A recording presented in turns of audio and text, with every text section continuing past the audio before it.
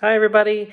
So I just want to go over my Clifton Strengths Assessment results here and kind of tell you about my experience.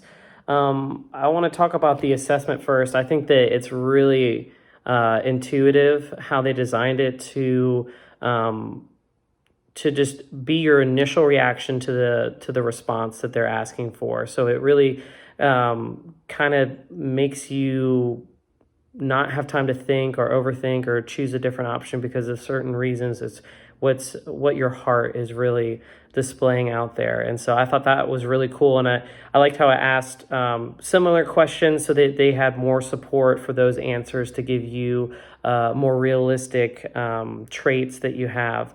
And so my 5 actually were, let me pull them up here. I should have them memorized, I know.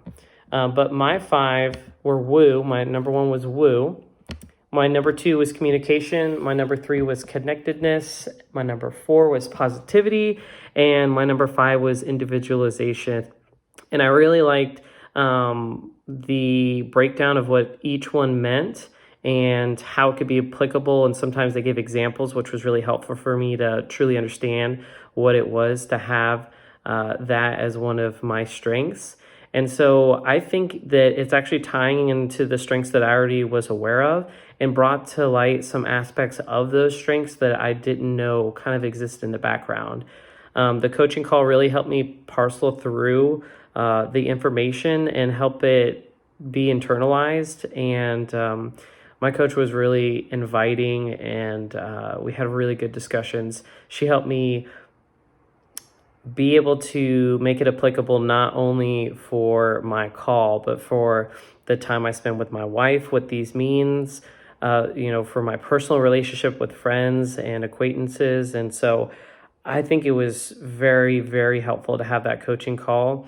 And I really do plan on focusing on these and focusing on the detriments that come with these strengths, and then focus on how to use the strengths to overcome those. I think that was a big theme that we talked about in the coaching call was these are all great, but you have to realize that, there's two sides of the coin. So if you're really good at communication, sometimes it's harder for you to listen. And so that's a small example of what we talked about during my coaching call. And the biggest thing that we also mentioned in the coaching conversation was how to effectively use these and make these into actions. So these are our strengths, but how do we practice these and how do we use these going forward? How do we model what activities and the certain things that we're going to do in our lives going forward with these strengths in mind? So that was my experience. If you have any questions, please let me know. That would be great. I'm more than happy to answer anything. All right. See you guys.